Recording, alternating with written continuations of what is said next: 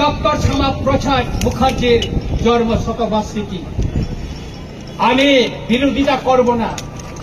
মাননীয় মুখ্যমন্ত্রী মহোদয় দীর্ঘদিনের আমাদের রাস আমল থেকে সেই জমি সেটা ছিল লাল মহল ছিল, রাস আমলে এটা ট্রেজারি ছিল, সেটা বামফ্রন্ট আমলে সেই জমিটাকে দখল করে সেখানে টাউন হল করা হয়েছে।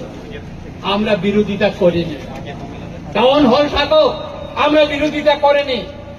কিন্তু গতকাল মাননীয় মুখ্যমন্ত্রী মহোদয় এই টাউন হলকে ডক্টর শ্যামাপ্রসাদ মুখার্জির নামে নামকরণ করার জন্য উনি ঘোষণা দিয়েছেন। আমি এর তীব্র প্রতিবাদ জানাই। কেন আমি প্রতিবাদ জানাই? ডক্টর শ্যামাপ্রসাদ মুখার্জির নামে আপনার শহরে আরেকটা বড় টাউন হল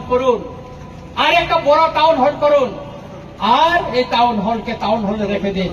ত্রিপুরায় বিভিন্ন রাজনৈতিক দল আমাদের ইতিহাস মুছার জন্য এখানে কম্পিটিশন চালাচ্ছে। সেই কংগ্রেসের আমলে এই যে বর্তমানে যে আইজিএম, এটা বিএম যে হসপিটাল, ভিক্টোরিয়া মেমোরিয়াল হসপিটালকে সেটা আইজিএম করা হয়েছে। এই যে সুকান্ত একাডেমি কি ছিল?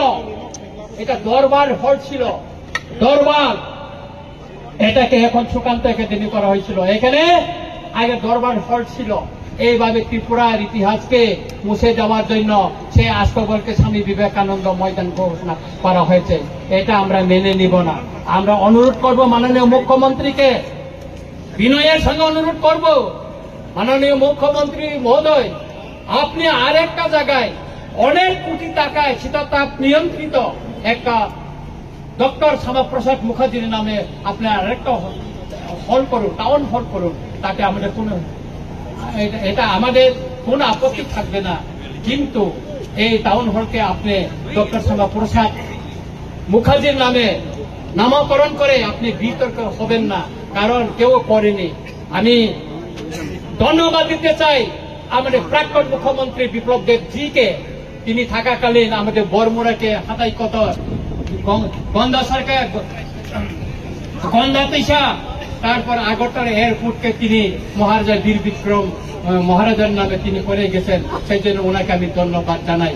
তাই আমি মাননীয় মুখ্যমন্ত্রীকে অনুরোধ করব, বিনয়ের সঙ্গে অনুরোধ করব, এই যে টাউন হলকে আপনি যে ডক্টর শ্যামাপ্রসাদ মুখার্জির নামে যে নামকরণের ঘোষণা দিয়েছেন সেটাকে প্রত্যাহার করে নিয়ে অন্য জায়গায় ওনার নামে সসম্মানে ওনার স্ট্যাচু বানিয়ে ওনার জন্য একটা শহরের ভিতরে জায়গা দেখে ওনার নামে করুন, তাতে আমাদের কোনো আপত্তি থাকবে না।